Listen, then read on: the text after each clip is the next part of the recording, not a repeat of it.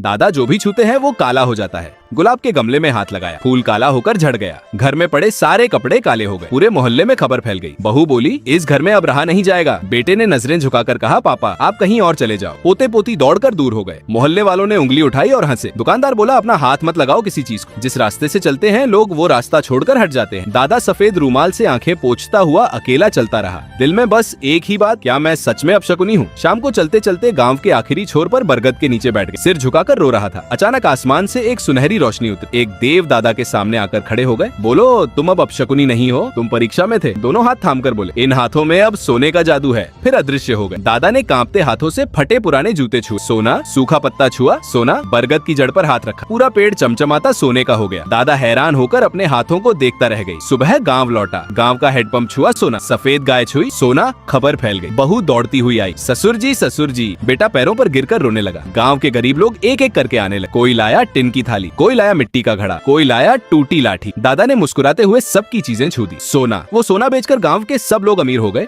बेटे ने उस सोने से खरीदी चमचमाती लैम्बोर्गिनी और रोल्स रॉयस। पूरे गांव में खुशियों की बाढ़। लेकिन उस रात दादा राजमहल के कमरे में अकेले बैठकर रूमाल से आंखें पोंछ रहे थे, क्योंकि किसी ने एक भी लाइक नहीं दिया, किसी ने सब्सक्राइब नहीं किया।